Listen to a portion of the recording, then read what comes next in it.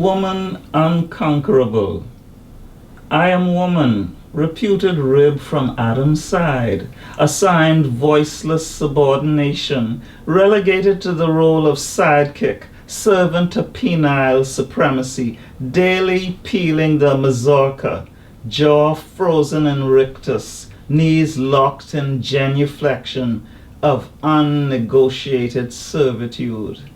Yet here I am, refusing reduction, head unbowed, tongue unchained, resisting devaluation of self-forged new coinage.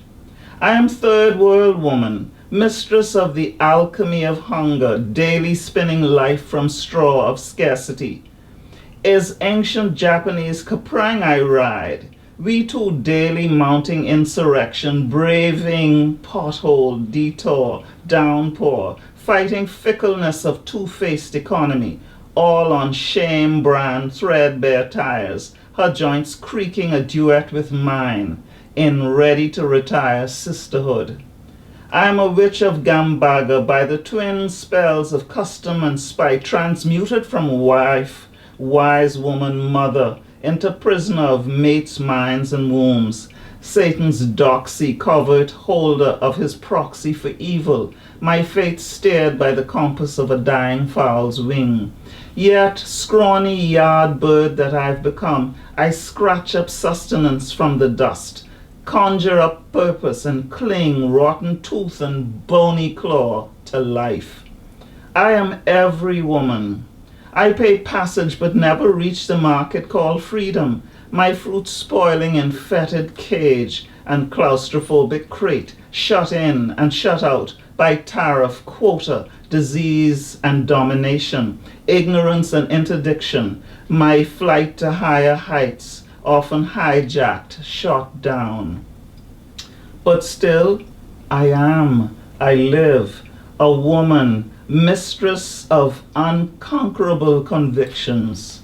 Now meet this sister, steel forged in magma-spilling mountains, tempered in chill tongue of ocean depth, bold Atlantic Caribbean woman, hands akimbo, liberal and bent on liberation, broad of beam, deep of voice, brave and feisty for days, raucously refusing to travel bound again, below deck again. Go ahead, lords of fraud and tainted tenure, repossess the Kaprang, foreclose the shack, cancel my right to community, refuse note and certification, cancel permit and visa, invoke self-interested sanction, trample on my aspirations, slam your door in my face.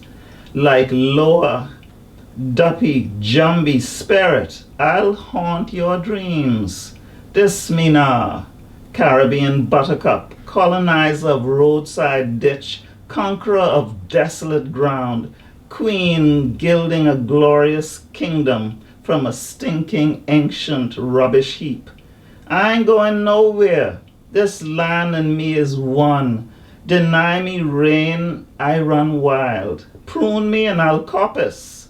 Rip off my blooms and I'll reseed. Root me up and I'll spring back to flourish in your face. Remembering. My name was scraped from the register of the griot's tongue and fed to sharks whose memory is short except for blood. And long ago my captive member was wrenched from the sweetness of yours. Remember me? I'm the pricking of memory in your loins. Press your ear against my breast. Hear your drums pulsing still in my blood. Let their throbbing send your heart racing past coffle and castle, beyond forced couplings in foreign lands. Strip away the long cloak of separation. Rend my bodice of bondage. Shred the rough girdle of shame. Grip me once again in your baobab arms.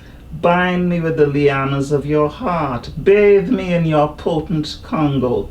Cradle my heart again in the thick savannas of your seething breast. Call me yours again. Remember me. Grow me a griot's tongue to tell ancestral tales. Give me warrior's legs to leap the rough Atlantic chasm, and arms to embrace the freedom that is mine by right. Let me, with heart and hands wide open, grasp your immensity. Let my roots plunge into your soul's soil, knitting an indissoluble reunion. Conversation with God. It's not easy to broach a conversation with God, with your compass determinedly askew and you struggling to steer clear of the shoals and reefs crowding your life. It's not easy, pot boiling over, antediluvian dog barking at ghosts scared up by canine dementia, squalling child on one arm, husband finding solace in the arms of commerce and a tight-bodied bimbo. It's not easy to engage a being who calls himself an uncompromising, often incomprehensible, all-encompassing I am. But one fine day my courage stoked a shaky boil, making every effort to squelch the squalls, dismiss the demented dog, dispatch spouse, business, and bimbo to the ash heap of inconsequential memory.